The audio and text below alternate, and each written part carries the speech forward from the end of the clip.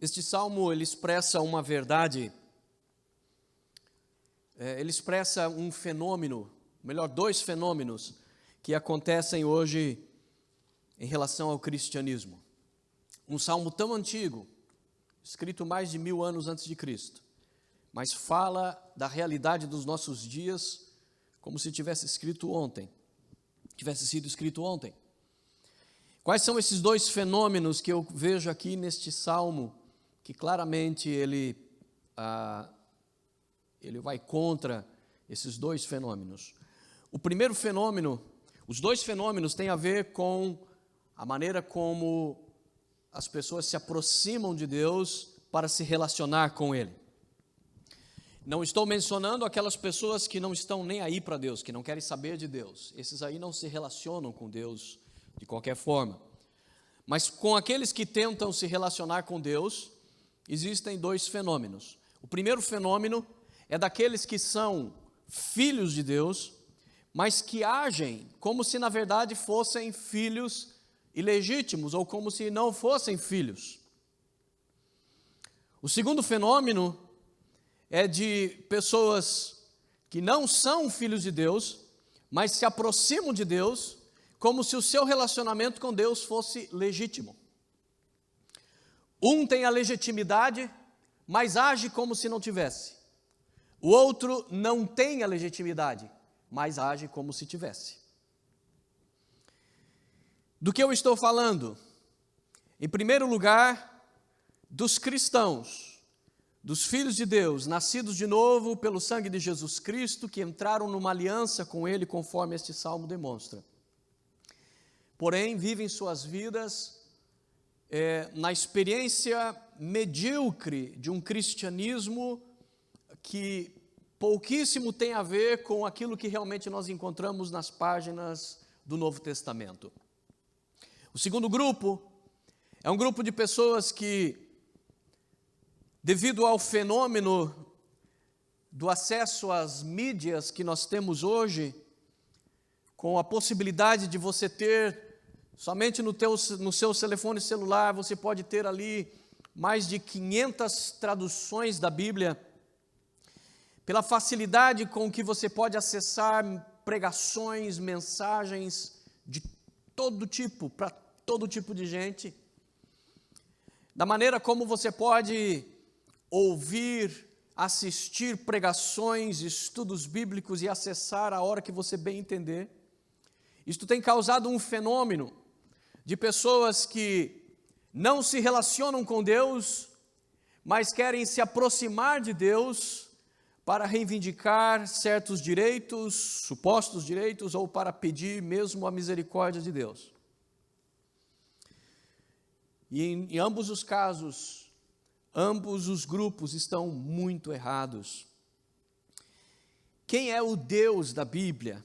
Ele é o Deus apresentado por Asaf, nesse salmo, no Salmo 50 de Asaf. Ele diz: fala o Senhor, o Deus Supremo. Quando a Bíblia usa essa expressão, a Bíblia afirma que há um só Deus, ou seja, quando você olha para o universo, quando você olha para o mundo espiritual, a realidade é que existe só um Deus. Existe só um Deus e o inimigo deste Deus, o inimigo eterno deste Deus, Satanás. Mas os seres humanos criaram e adotaram milhares de deuses, milhões de deuses para si. A Bíblia, na verdade, parte da premissa de que há um só Deus. Mas às vezes a Bíblia fala assim que Deus é o Deus dos deuses. Não no sentido de que a Bíblia realmente acredita que existam outros deuses, mas no sentido de desafiar as outras religiões, de desafiar as outras crenças e dizer: você tem o seu Deus, você tem a sua fé, pois saiba que o Deus que eu sirvo é muito maior. O Deus que eu sirvo é extremamente mais poderoso. O Deus que eu sirvo é o Deus dos deuses. Alguns tempos atrás, numa rádio aqui evangélica, numa rádio pentecostal, não sei se pentecostal, mas uma rádio evangélica aqui nos Estados Unidos, tocaram aquela música Our God is greater, nosso Deus é maior, nosso Deus é mais poderoso, nosso Deus enfim, maior e melhor do que os outros deuses. E para surpresa de todos, quando terminou aquela música, o radialista, o narrador, o host, né, ele disse que ele não concordava com aquela música, porque ele disse que isso era uma afronta às religiões, era um desrespeito às pessoas, e ele então estava dizendo que dizer que o nosso Deus é maior, isso não está correto. E como ele tinha um visitante naquele dia, o visitante o corrigiu e dizendo, não, à luz da Bíblia, essa pode ser a sua opinião, à luz da Bíblia essa música está certíssima, porque é o que os salmos falam, é o que em toda a Bíblia aparece homens e mulheres dizendo, o nosso Deus é maior, o nosso Deus é mais poderoso, o nosso Deus nem se compara aos deuses das outras religiões. Deus, o próprio Deus da Bíblia, ele desafia os deuses das outras religiões. Eles dizem, apresentem-se aqueles deuses que forem capazes de falar o dia de amanhã como se fosse hoje. Apresentem-se aqueles que são capazes de falar do futuro e descrever o futuro com perfeição, muito antes que isso aconteça. Ele diz, pois eu, o Senhor, sou capaz de fazer isso, então que os outros deuses se apresentem. Quando Elias desafiou os profetas de Baal, desafiou, portanto, o próprio Deus Baal, ele lançou um desafio exatamente nesse sentido, que o Deus verdadeiro se apresente, que o Deus verdadeiro se manifeste. Então ele dá a chance primeiro para os profetas de Baal, e ele diz, vamos fazer o seguinte, o Deus que mandar fogo é o Deus verdadeiro. E ele então disse, clame ao seu Deus. E por meio-dia, os profetas de Baal começaram a clamar, começaram a buscar intensamente a Baal e fazer ritos e fazer cerimoniais, e chegou um momento que começaram até mesmo a se flagelar, começaram a se cortar, para que o seu Deus tivesse alguma misericórdia. E enquanto Elias assistia a isso, ele zombava dos profetas de Baal, eles diziam, clame mais alto, vai ver que ele deve estar ocupado, quem sabe ele saiu, quem sabe ele tem alguma outra coisa mais importante para fazer, gritem mais, ofereçam mais sacrifícios. E quando deu por volta do meio-dia, ele disse, ok, vamos parar com essa bobagem, agora é comigo, agora sou eu quem assume. E ele então manda jogar água sobre as pedras, sobre as lenhas e sobre o próprio sacrifício, e ele então faz uma oração simples e invoca a presença de Deus, e o Deus verdadeiro manifesta-se com fogo. Guarde isso, o Deus verdadeiro manifesta-se com fogo, o Deus da Bíblia manifesta-se com fogo. Ele é o Deus supremo, que tem o poder de convocar toda a criação, tem o poder de convocar o seu povo. O versículo 2 diz, desde Sião, Deus resplandece. Sião é o monte onde Jerusalém foi construído, e não encontro na Bíblia nenhum outro fator, nenhuma outra razão pela qual Deus escolheu Jerusalém, a não ser por uma razão, porque Davi escolheu Jerusalém. Davi elegeu Jerusalém como a cidade que ele gostaria que Deus começasse a governar junto com Davi, que agora era rei. E ele então traz a arca do concerto para Jerusalém, o que por 500 anos não era o local da arca. Ele traz o tabernáculo, que por 500 anos não era o local do tabernáculo. Tudo com isso dizendo, Senhor, aonde eu estiver reinando, eu quero que o Senhor esteja presente, porque eu quero que esse povo saiba que eu só sou rei, porque o Senhor me constituiu rei, e que qualquer rei deveria temer a Deus, mas o rei de Israel, que lidera o povo de Deus na terra, ele tem que temer ainda mais, ele tem que reconhecer que ele é apenas um servo do Deus vivo. E por conta disso, Deus escolheu Sião, Deus escolheu Jerusalém, e a partir dali diz que a partir de Sião, Deus resplandece para todo Israel, a partir de Jerusalém, Deus resplandece para todo o mundo.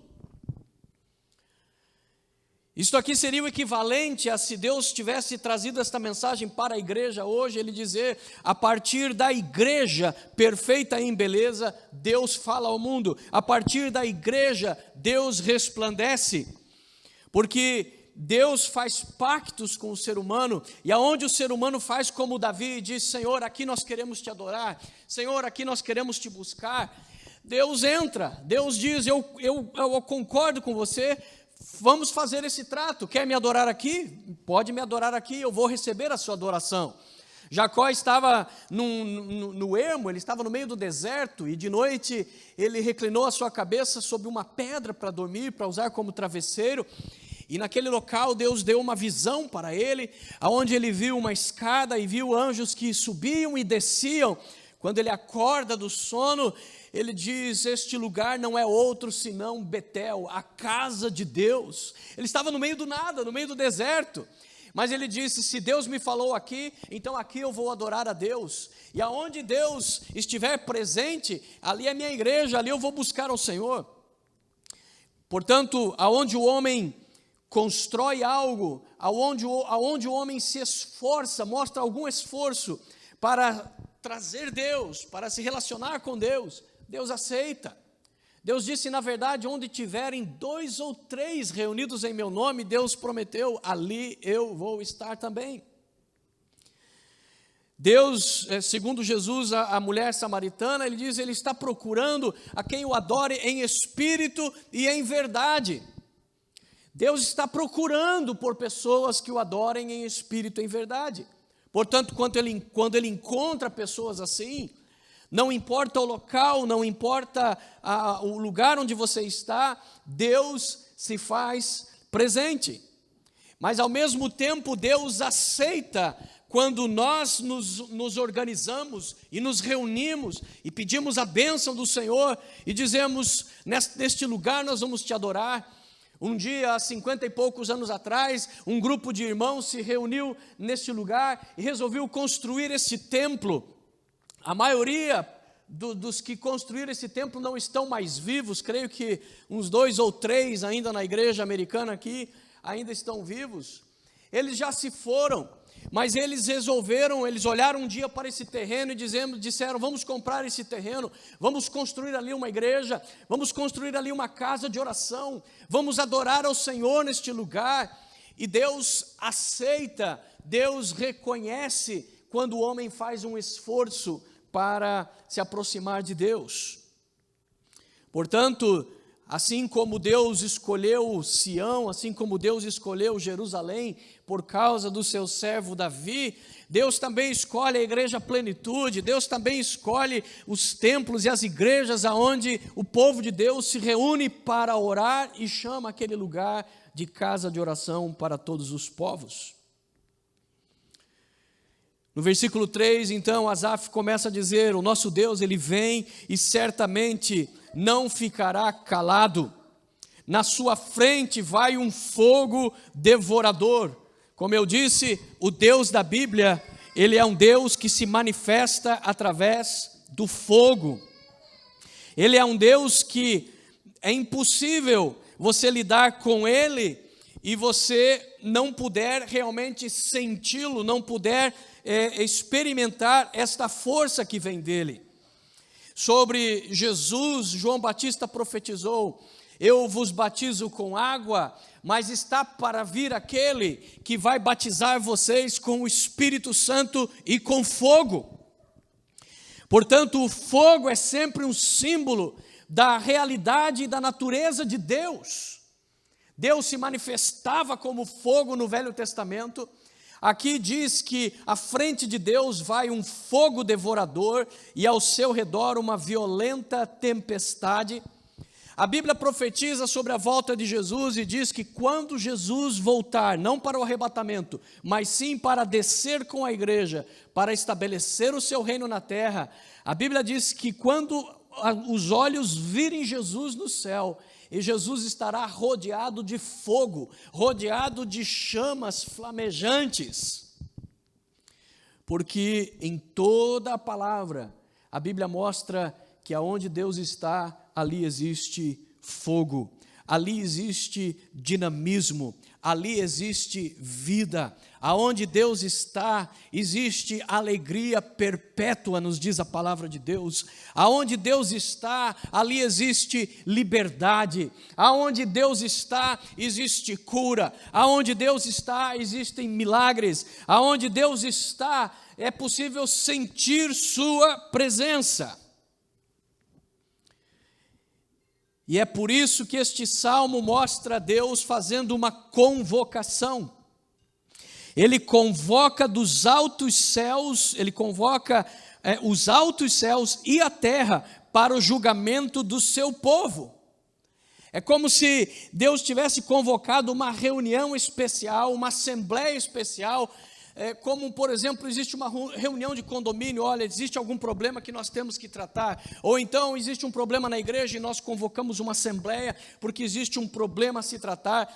É a ideia que Asaf está escrevendo aqui neste salmo. Ele está dizendo, alguma coisa está sendo disfuncional, alguma coisa não está trabalhando direito no relacionamento do povo de Deus, e Deus está convocando o seu povo para uma assembleia. Deus está chamando o seu povo para que nós nos reunamos com Ele, para que nós estejamos com Ele. Diz o versículo 5, ajuntem os que me são fiéis, que mediante sacrifício fizeram aliança comigo, ou seja, chame o meu povo. O povo que se chama pelo nome de Deus. O povo que é o povo de Deus porque faz parte de uma aliança. Um dos erros mais comuns que existe das pessoas em relação à Bíblia, das pessoas em relação ao cristianismo, é que eles acreditam que o Deus da Bíblia, ele é um Deus que ele se relaciona com qualquer um, com todas as pessoas, e por isso então existe um dos erros mais comuns entre a humanidade que entra em contato com o cristianismo, de considerar que todos são filhos de Deus, enquanto na verdade a Bíblia prega enfaticamente o contrário. Em João capítulo 1, ali pela inspiração do Espírito Santo, João declara de que somente aqueles que receberam o Senhor Jesus Cristo em suas vidas, o que esse receber a Jesus é o que a Bíblia chama de converter-se ao Senhor, de entregar sua vida a Jesus. Aqueles que entregaram suas vidas a Ele, ou que receberam a Jesus, a esses, e somente a esses, Deus lhes deu um direito, Deus lhes deu uma condição legal de serem chamados de filhos de Deus. Os fiéis de Deus, de acordo com o livro dos Salmos, são aqueles que entraram numa aliança com Deus por meio de sacrifícios. Aqui os fiéis do Velho Testamento, vamos chamar de cristãos do Velho Testamento, o povo de Deus do Velho Testamento. Como é que eles entravam em relacionamento com Deus? Mediante um sistema que Deus criou de sacrifícios. Entenda isso, o Deus da Bíblia, ele só aceita, ele aceita a intenção, como eu disse aqui, do homem de se aproximar dele. Senhor, eu quero me relacionar contigo. Senhor, eu quero construir aqui um templo, como Salomão, como Davi desejaram e construíram, ou mais tarde, como Esdras e Neemias reconstruíram o templo. E Deus aceita estas coisas, mas Deus só aceita com a seguinte condição: eu só aceito um relacionamento com você se você seguir os meus termos. Eu só entro num relacionamento com você através de aliança. Por toda a Bíblia, todo relacionamento de Deus com o ser humano sempre foi por meio de aliança. Se o homem não entrar em aliança com Deus, Deus não se relaciona com ele. Isso significa que Deus pode esporadicamente ter misericórdia de qualquer um, Deus pode esporadicamente atender a oração de qualquer um, mas não significa que esta pessoa de fato pode contar com Deus. Deus diz, para se relacionar comigo você precisa entrar numa aliança, e a aliança tem que seguir os meus termos. Uma aliança é como se fosse um contrato, em inglês é covenant, quando nós entramos num acordo, e na aliança, a aliança é ainda mais profunda do que um contrato, porque ela incluía normalmente um pacto de sangue, um pacto de vida. Você vai fazer tais e tais coisas, e então eu faço tais e tais coisas por você. Quando nós temos aliança, significa que nós podemos contar com certeza das bênçãos de Deus na nossa vida. Deixa eu usar um exemplo bem fraco aqui, mas só para você entender. Suponha que eu sou um vendedor de batatas.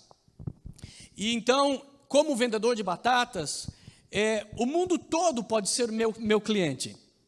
Eu posso oferecer meu produto para qualquer pessoa. E qualquer pessoa pode comprar as minhas batatas. Mas, como eu não tenho um contrato, como eu não tenho uma aliança com ninguém, significa que a mesma pessoa que comprou de mim, amanhã ela pode querer não comprar. Ela não tem, em outras palavras, nenhuma obrigação de comprar, e eu não tenho nenhuma obrigação de vender. Agora, se eu entrar num acordo, por exemplo, com um restaurante, e eu me torno fornecedor daquele restaurante, eu assino um contrato com aquele restaurante, ali vai a assinatura deles e vai a minha assinatura. Nós entramos numa aliança, nós entramos num pacto. Então, aquele restaurante, ele exige de mim que eu venda as batatas por um preço mais barato e que eu sempre tenha à disposição, nunca falte estoque, nunca falte batatas para a necessidade do meu cliente. Mas, em compensação, eles assumem a responsabilidade de que eu terei exclusividade, eu serei o fornecedor daquele restaurante. É mais ou menos esta a ideia de Deus fora da aliança e Deus dentro da aliança. O Deus fora da aliança, ele pode ter misericórdia de quem ele quiser, mas aí é que está. Aí se cumpre aquele verso das Escrituras, onde Deus disse: terei misericórdia de quem eu quiser ter misericórdia, ou de quem eu tiver misericórdia, porque nada obriga Deus a ter misericórdia. Uma vez que Ele é o Criador, o juiz de toda a terra, Ele tem o poder de dar a vida e tirar, Ele tem o poder de julgar, de sentenciar, Ele tem o poder de destruir se Ele quiser. Mas quando nós estamos numa aliança com Deus é diferente.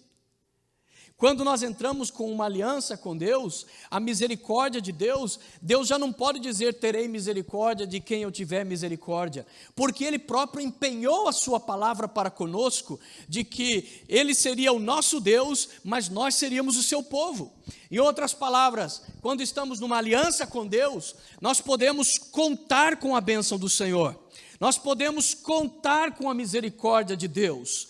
Nesse caso não é opcional de Deus. Neste caso, Deus tem agora um compromisso, aonde Ele empenhou a sua palavra, aonde Ele empenhou o seu caráter para formar uma aliança conosco. O povo de Deus do Velho Testamento entrou em aliança com Deus, porque Deus disse: para você entrar em relacionamento comigo, primeiro nós precisamos resolver o problema do pecado. Eu sou um Deus santo e você é um pecador, e eu não posso entrar em contato com o pecado. Então, a primeira coisa que nós precisamos resolver é que quando você entra na minha presença, o pecado seja resolvido. Então, Deus instituiu um sistema onde o pecador, para comparecer na presença de Deus, deveria trazer um animal para ser sacrificado. Os animais eram estipulados por Deus. Deus dizia que animais Ele aceitava, que animais Ele não aceitava. Deus instituiu todo o ritual, dizendo como deveria ser feito o sacrifício. E então, aquele pecador trazia um animal, e por meio então de sacrifício, ele estava fazendo uma aliança com Deus. Porque ele estava, ao fazer o que Deus disse, ao fazer o que Deus determinou, em outras palavras, ele estava dizendo: eu estou me submetendo a Deus, eu estou obedecendo o que Deus me disse. Então agora também, Deus se vê agora na obrigação, na responsabilidade de entregar para o pecador aquilo que ele também prometeu que ia dar. Por isso, quando o povo de Deus ele entra em relacionamento com Deus, ele entra por meio de uma aliança. No Velho Testamento, era uma aliança de sacrifícios. No Novo Testamento, os sacrifícios não são mais exigidos, sacrifício como morte de animais, estou me referindo, não são mais necessários, porque todos aqueles sacrifícios, na verdade, simbolizavam o sacrifício que Jesus iria fazer por nós. Portanto, uma vez que Jesus se apresenta na terra como o Cordeiro perfeito de Deus, que vai ser sacrificado de uma vez por todas, cancelando, portanto, a necessidade de qualquer outro sacrifício posterior, agora nós não temos mais necessidade de sacrifícios, mas nós entramos igualmente numa aliança com Jesus Cristo. Agora a nossa aliança com Deus, ela é por meio da Santa Ceia. Jesus instituiu a ceia momentos antes de ir para a cruz. Ele partiu o pão e disse: este é o meu corpo que é rasgado, que é ferido por vocês. Ele pegou o cálice de vinho e apresentou e disse: isso é o meu sangue, que vai ser derramado pelos pecados de vocês. Então ele disse: esse é o sangue da nova aliança. Ou seja, em Cristo nós estamos tendo uma aliança por meio do batismo nas águas e por meio da Santa Ceia do Senhor. A nossa adoração também, ela funciona, a nossa adoração e oração, ela funciona como os sacrifícios do Velho Testamento. Por exemplo, Hebreus diz que o louvor, ele é como sacrifícios que saem de lábios que confessam o nome do Senhor. A Bíblia diz que as nossas orações, elas são como sacrifícios que sobem até a Deus, são como incenso que sobe até Deus. Portanto, nós entramos numa aliança com Deus para nos relacionarmos com Ele, mediante o batismo nas águas, a celebração constante da Santa Ceia, e através dos nossos louvores e adoração, e oração, louvores e oração. É por isso que surge a necessidade da igreja se reunir, porque é por meio desse, eu até poderia celebrar a Santa Ceia na minha própria casa. Eu poderia pegar o pão e partir na minha casa como chefe da casa e dizer: esse é o pão, esse é o corpo que foi moído na cruz, esse é o sangue que foi derramado na cruz, e servir para a minha família. Mas, na verdade, nós precisamos estar numa comunhão, uma vez que nós estamos todos aliançados numa mesma aliança, nós fazemos parte de um mesmo corpo, por isso nós precisamos estar juntos. Eu posso adorar ao Senhor sozinho, mas também eu preciso adorar em conjunto. Eu posso orar e devo orar a Deus sozinho, mas eu também preciso me reunir e orar juntamente com os outros, juntamente com o povo de Deus. E aqui está exatamente o problema do primeiro grupo que eu mencionei, porque eu disse que esse salmo está tratando de dois problemas que hoje acontecem no relacionamento com Deus. O primeiro é de filhos de Deus que se relacionam com Deus como se na verdade não tivessem direito, não tivessem legitimidade. E por outro lado existem aqueles que não são filhos, mas que se aproximam de Deus sem na verdade ter qualquer legitimidade. Por isso, no versículo 7, Deus agora vai tratar primeiro com o povo dele. Ele diz assim: ouça meu povo, pois eu falarei, vou testemunhar contra você, Israel. Eu que sou Deus, o teu Deus, eu vou falar contra você agora. Não acuso você pelos sacrifícios, nem pelos holocaustos que você sempre me oferece. Com este versículo, Deus está dizendo o seguinte: não posso dizer que você não tenha cumprido a sua parte no que diz respeito a oferecer sacrifícios e cumprir os rituais que eu determinei para você. Não tenho do que reclamar nesse sentido. Você realmente toda vez que comparece trazendo um sacrifício. Você celebra todas as minhas festas que eu instituí. Você participa de todos os rituais que eu constituí. Não é por isso, não é pela falta de sacrifícios que eu agora venho contra você. Mas sim, pela questão de que Deus diz agora: eu não tenho necessidade nenhuma de novilhos nos seus estábulos, nem dos bodes dos seus currais, pois todos os animais são meus. Anyway. Você está entendendo qual é o ponto que Deus está dizendo?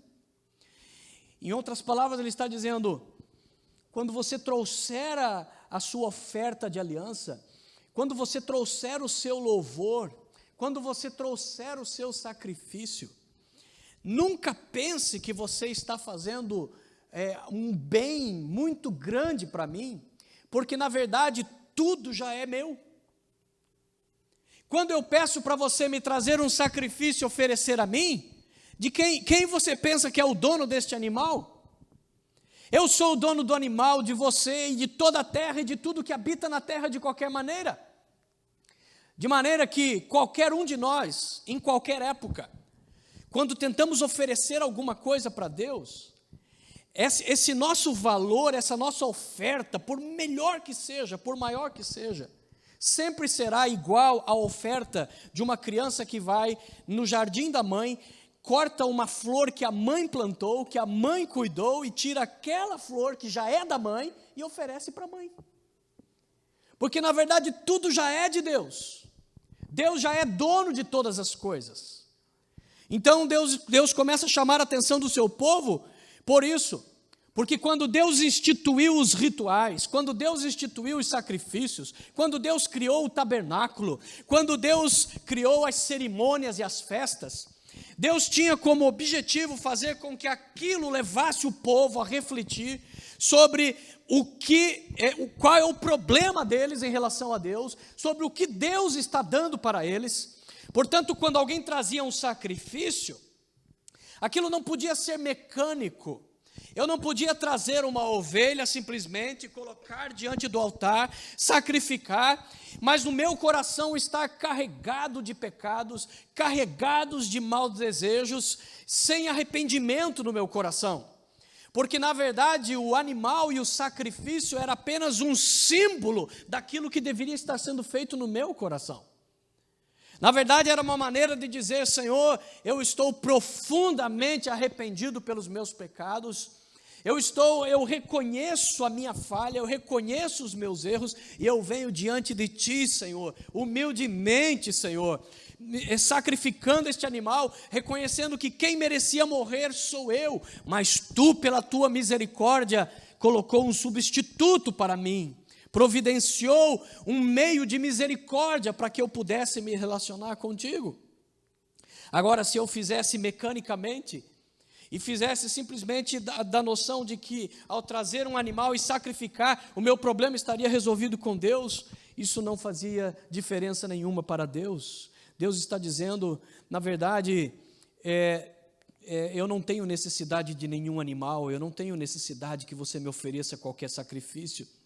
Conheço todas as aves do campo e cuido de todas as criaturas que existem. Por acaso eu tenho fome? Porque o animal que era sacrificado, ele era literalmente assado. Ele era sacrificado, o sangue era derramado, e então ele era queimado. E era queimado ao ponto de que, não ao ponto de torrar e queimar até virar cinzas, mas na verdade no ponto de churrasco mesmo. Porque depois uma grande parte daquele alimento seria dado para os sacerdotes e a sua família. Ele se alimentaria dos sacrifícios que eram trazidos na casa de Deus. Portanto, aquilo ao mesmo tempo era um sacrifício e servia de alimento para a casa de Deus. Por isso Deus está dizendo, por acaso eu tenho fome? Você acha que eu estou morrendo de fome, que eu preciso que você traga esses animais, que você mate e asse eles para mim? Então, no versículo 14, nós entendemos o que Deus está querendo dizer.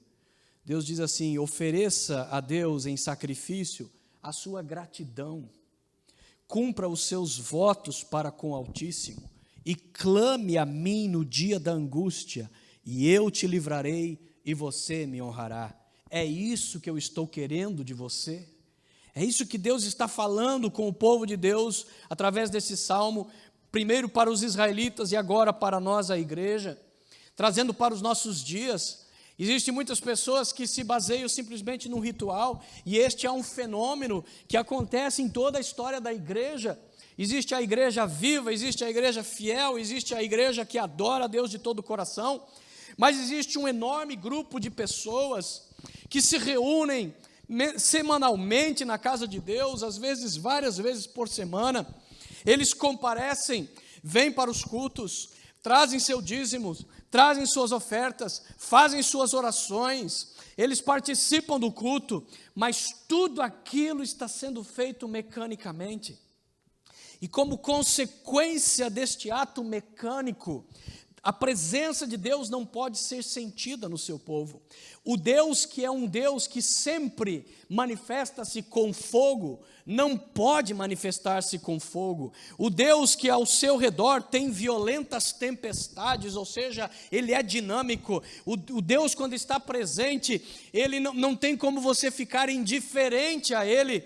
Mas por causa desta atitude vazia, mecânica do povo de Deus, o que nós fazemos perde o valor diante de Deus e, consequentemente, Deus não pode se manifestar no meio da igreja.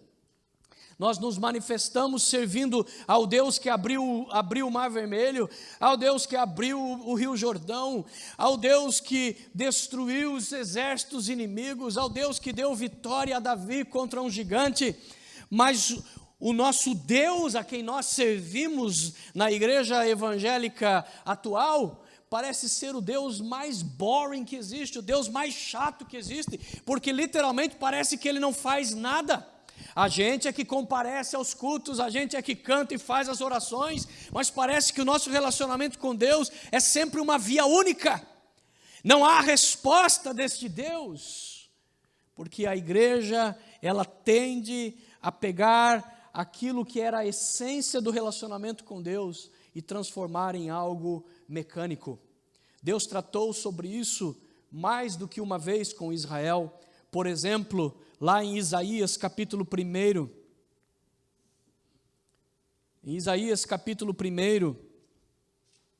num determinado momento do seu relacionamento com Israel, Deus disse no versículo 11: para que vocês me oferecem tantos sacrifícios? Pergunta o Senhor. Para mim chega de holocaustos, de carneiros e de gordura de novilhos gordos. Não tenho nenhum prazer no sangue de novilhos, de cordeiros e de bodes. Quando vocês vêm à minha presença, quem foi que lhes pediu que vocês apenas pisassem nos meus átrios? Parem de trazer ofertas inúteis. O incenso de vocês é repugnante para mim.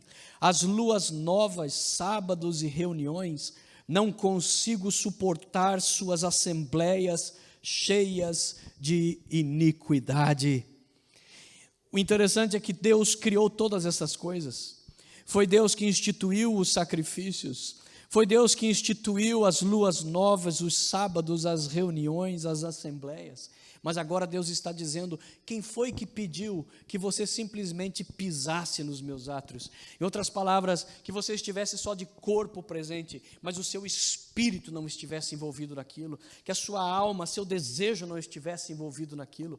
Lembre-se que desde o início do relacionamento com o povo de Deus, Deus estabeleceu o patamar essencial do relacionamento.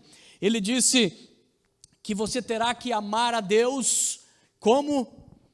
Com todo o seu coração, com toda a sua alma, com toda a sua mente e com toda a sua força. Deus estabelece o nível de relacionamento. Ele diz: quer se relacionar comigo, eu aceito, mas não se relacione superficialmente. O amor não pode ser superficial comigo. Você terá que me amar com todo o teu ser, com todo o teu coração, com toda a inteireza da sua vida, sem reserva. Você tem que se entregar a mim completamente, corpo, alma e espírito, com toda a sua força. Em Jeremias, Deus disse: você me buscará e vai me encontrar quando você me buscar de todo o teu coração. Ou seja, Deus está dizendo: quando o meu povo se aproximar de mim, com reservas no seu coração, ele não vai me encontrar. O meu povo vai me encontrar. O meu povo vai encontrar o Deus de fogo. O meu povo vai encontrar o Deus que batiza com o Espírito Santo. Quando eles se aproximarem diante de mim, de todo o seu coração, buscando a mim com todas as suas forças, com todas as suas vontades. Conversávamos essa semana com os jovens sobre isso. E falávamos de que existem alguns cânticos que expressam o desejo de alguns adoradores, que refletem essa verdade bíblica. Por exemplo, Michael W. Smith escreveu uma música que diz assim: I'm desperate for you. Eu estou desesperado por ti, ó Deus. E nós cantamos essas músicas. Nós pegamos a música de um adorador que se baseia num princípio bíblico que, na verdade da vida dele, ele escreve num momento de inspiração e diz: Senhor, eu estou desesperado por ti. Significa que ele está dizendo: eu preciso mais de ti. Eu estou disposto a abandonar tudo por ti. Senhor, eu não posso me conformar com o tanto que eu tenho. Eu quero mais de ti, Senhor. Ou então nós pegamos aquela música que diz, onde o escritor disse: o meu coração tem anseio de ver tua glória. O muito que nós temos visto hoje aqui não passam de gotas comparados ao que Deus quer e pode fazer. E aí nós nos apropriamos da verdade do coração desses adoradores e cantamos essas músicas mecanicamente. Cantamos essas músicas de boca para fora. Nosso coração realmente não está dizendo aquilo. Nós realmente não estamos desesperados por Deus. Estamos conformados com aquilo que temos. Tá bom assim. Até aqui já não estou mais no mundo, já não fumo mais, já não bebo mais, já não estou mais nas noitadas, agora venho nos cultos, já mudei muito. Já não falo mais palavrão. Tá bom assim, Deus, já mudei pra caramba. Já avancei muito, mas isso não é o que a Bíblia diz que nós devemos ter no nosso coração. O que nós devemos ter no nosso coração é sempre isso: Senhor, eu quero mais, eu preciso mais. Moisés, ele viu a sarça ardente, ele escutou a voz de Deus. O próprio Deus falou a Israel dizendo o seguinte: quando eu falo com um profeta, eu falo através de visões ou através de sonhos. Moisés é o único ser na terra em que eu falo diretamente com ele. Ele ouve a minha voz e fala comigo. Olha o que Moisés já tinha de Deus. Ele já tinha saído, ido para o Egito, e ali tinha feito os 10 sinais que Deus havia operado através dele. Ele viu cair fogo do céu, os céus ficarem em trevas. Ele viu a praga das moscas, dos piolhos, a água se transformando em sangue. Ele viu Deus abrir o mar vermelho. Esse homem, podemos dizer, já tinha tudo que era possível um homem querer da presença de Deus. Mas num determinado momento ele fala para Deus: Senhor, o que o Senhor quer? E ele diz: Moisés, eu estou decepcionado com esse povo. Vai você e conduza eles à terra prometida, mas eu não vou mais com eles. E Moisés disse: não. Senhor, se o Senhor mesmo não for conosco, não me faça sair deste lugar. Não me faça dar um passo se eu não souber que o Senhor está conosco. E tem mais um detalhe, Deus. Eu quero te ver. Eu preciso te ver. O que eu já vi não é suficiente. Eu quero mais de Deus. Eu preciso mais de Deus. Deus disse: Moisés, você não pode me ver, meu filho. Mas eu quero te ver, Senhor. Eu preciso. I'm desperate for you. Eu preciso de ti, Senhor. E diz Moisés: entenda. Nenhum homem é capaz de me ver, porque eu sou tão santo e o homem é tão pecador, que se você me ver, você morre. Você é fulminado, Moisés. Ele disse: I don't care. Vai ser uma morte boa. Senhor, se eu tiver que morrer, Senhor, mas eu quero te ver. Deus disse: tá bom, então faz o seguinte: vou te colocar aqui nessa fenda da rocha, vou te colocar aqui nessa rachadura dessa pedra. Fica de costas, Moisés. Fica de cara para a parede, Moisés. A minha glória vai passar. E você vai ver com o rabo do olho. Você vai me ver de costas. Mas eu vou saciar o teu desejo de você me ver. Esse é um homem que diz: eu quero mais de Deus. Eu quero mais de Deus. Eu quero mais de Deus. Ele quis tanto a Deus, que quando ele finalmente estava para cruzar o Jordão e chegar na terra prometida, Deus disse: você não vai, Moisés. Mas como não, Senhor? Eu lutei minha vida inteira, 80 anos para chegar nesse ponto, Senhor, e agora o Senhor disse que eu não vou. Não, eu vou te dar coisa melhor. Você me desejou a vida inteira, você me quis a vida inteira, agora você me terá. Sobe para cá, Moisés. E Deus, a Bíblia diz que Deus o sepulta, o próprio Deus faz o sepultamento de Moisés, Deus o toma para si. Nós precisamos de mais pessoas que tenham este desejo, que sintam este desespero. Quando nós não nos conformarmos com o que temos, aí nós vamos começar a ver este Deus do Salmo 50, o Deus de fogo devorador, o Deus que ao seu redor tem uma violenta tempestade, o Deus poderoso que nós vemos nas Escrituras. Mas enquanto nos acomodarmos na nossa zona de conforto e dissermos: até aqui está bom, Senhor, nós não vamos ter tudo o que Deus tem dado para nós, tudo o que Deus tem prometido para nós. Deus está prometendo e dizendo: vocês entraram numa aliança comigo, então vão a fundo, me procurem de verdade, me procurem de todo o coração. Você já me conheceu, não fique na beirada, não fique ao redor, fique comigo, venha para o círculo íntimo, se aproxime de mim, me busque e eu vou te responder. Se você é o povo da aliança, se você é o povo que entrou numa aliança, um povo que usa o nome de Deus, se identifica com o nome de Deus, quem somos nós? Nós somos o povo de Deus. Então Deus está dizendo: se o meu povo que se chama pelo meu nome, se humilhar e orar, e se arrepender dos seus maus caminhos, então eu ouvirei as suas orações e eu sararei a sua terra. Se o meu povo que se chama pelo meu nome, de fato me buscar, se o povo que se chama pelo meu nome, de fato se entregar a mim, porque nós temos esse livre acesso, nós temos esse livre direito de buscar as promessas de Deus, de recitar. Essa semana me perguntaram: nós podemos confrontar Deus? E a resposta é sim. Deus quer que nós o confrontemos. Deus quer que a gente pegue as palavras dele e use em relação a Deus, dizendo: Senhor, tu disseste, tu prometestes, e eu creio, Senhor, por isso eu quero aquilo que o Senhor disse.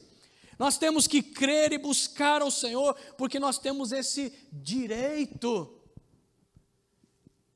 Mas existe um segundo povo, que eles são admiradores de Cristo. Eles podem até amar a Cristo num certo sentido, devido ao grau de admiração.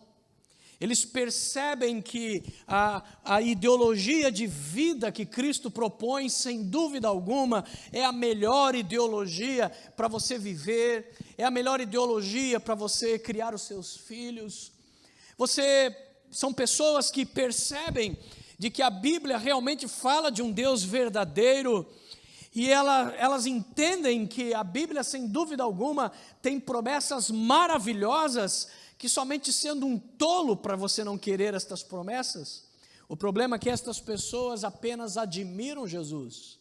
Eles nunca entraram numa aliança com Jesus através do sacrifício, no caso do Velho Testamento, ou entrar numa aliança nos nossos dias através do batismo, da participação da Santa Ceia, da conversão, em outras palavras, entrar numa aliança com Deus através da obediência aos seus mandamentos.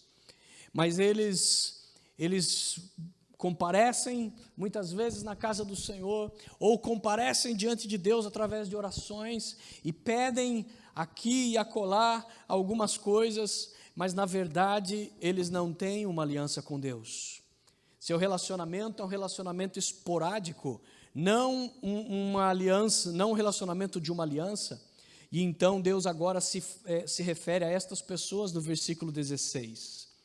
Ele diz: sobre vocês que entraram numa aliança, vocês têm o direito de entrar na minha presença, de serem purificados dos seus pecados, de receberem, enfim, todos os benefícios da aliança.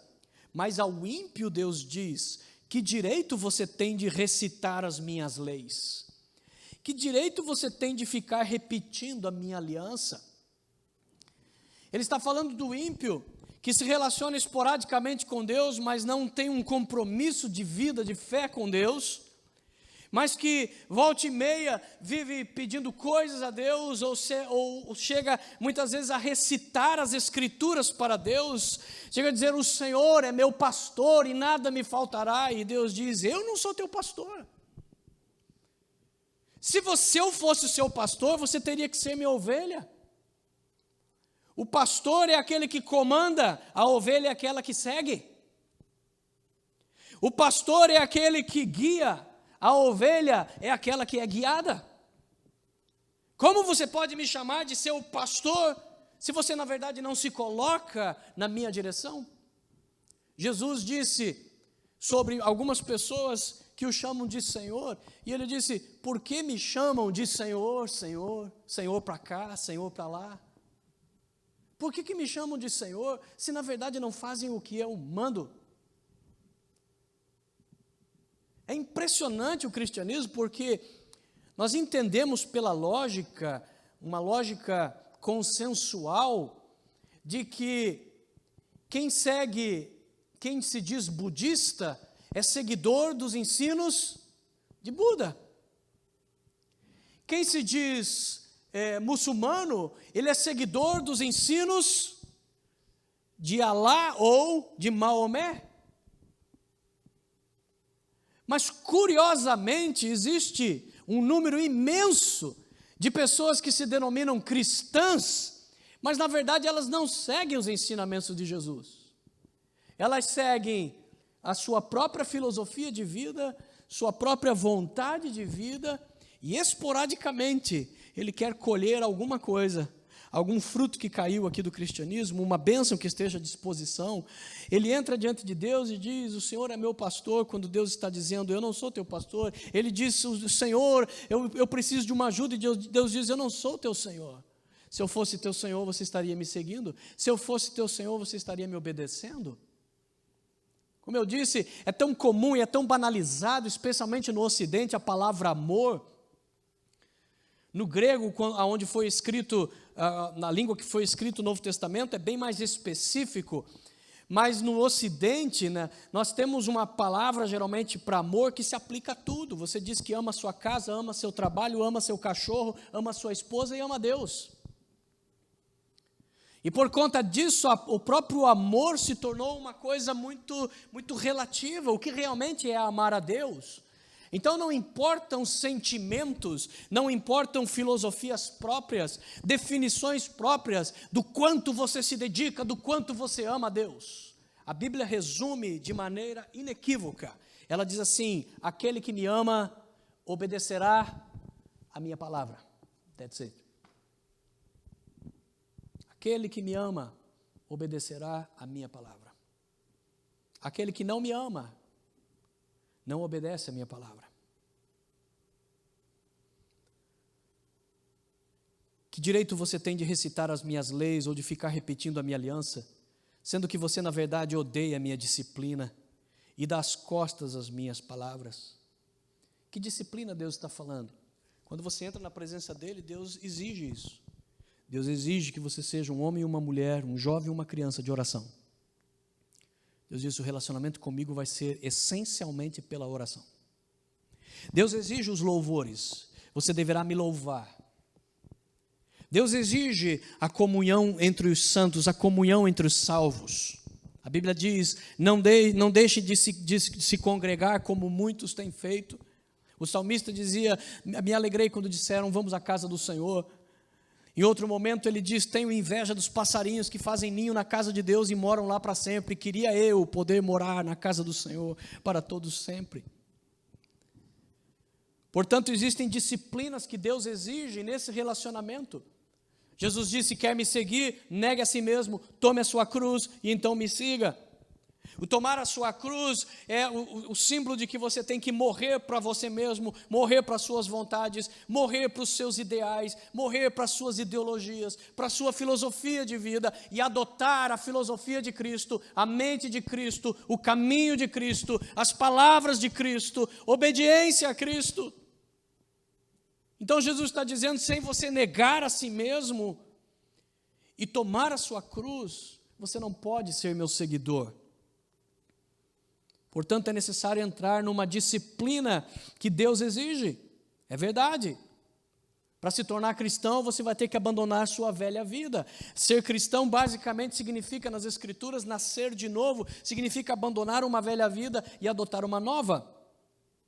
Então, significa que as coisas velhas têm que ficar para trás. E nós temos que prosseguir agora para o alvo, para o caminho que Jesus estipulou para nós. Ele morreu nossa morte, nós temos agora que viver a nossa vida para Ele.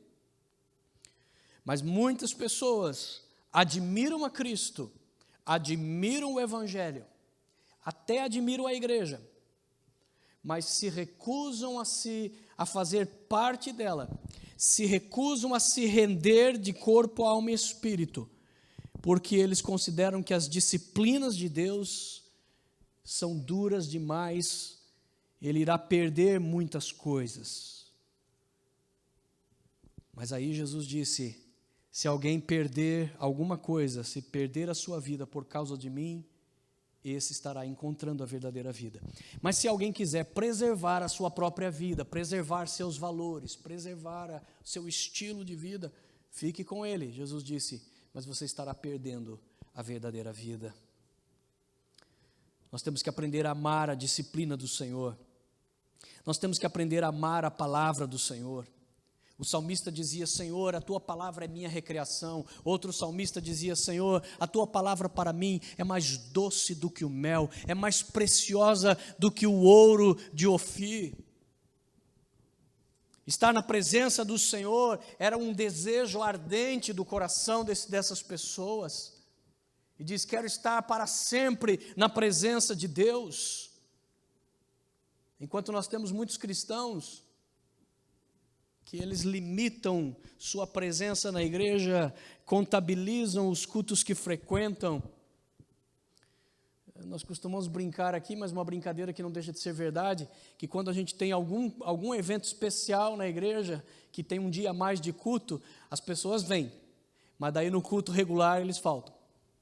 Porque parece que tem um número, tem uma cota que ele estabeleceu diante de Deus. Agora eu fico imaginando como é que é uma pessoa assim o dia que for para o céu. O céu vai ser um inferno para ele. Porque se ele não aguenta viver na presença de Deus, se ele não aguenta viver entre louvores, se ele não aguenta viver entre o povo de Deus, o que ele vai fazer no céu? O céu vai ser um culto que não tem fim. Você consegue participar de um culto desse? O céu vai ser louvores que não terminam mais. Você consegue participar de um ambiente desse e se ver feliz? Deus disse, quem são vocês para acharem que têm algum direito de recitar as minhas leis? A palavra de Deus vai contra esses dois grupos. O grupo dos crentes que são filhos verdadeiros, que aceitaram a Jesus e entraram numa aliança com Ele, mas que permitem pela mecanização dos seus atos de adoração, apenas comparecendo mecanicamente, friamente, vazio de alma, vazio de vontade, vazio de ânimo para louvar e adorar ao Senhor, fazendo com que o Deus de fogo da Bíblia não se manifeste, porque Ele só se manifesta quando Ele for buscado de todo o coração. Ele só se manifesta quando o seu povo, que se chama pelo seu nome, se humilha e busca Ele de fato. E a Bíblia condena neste salmo aquele grupo de pessoas que, admiradores de Cristo que são, admiradores da Bíblia que são, mas não se submetem a Deus e não entram em aliança com Ele, mas exigem ou cobram ou esperam receber algumas bênçãos dele esporádicas. Não é esse tipo de pessoas que quer, nem esse tipo de cristão e nem esse tipo de não cristão.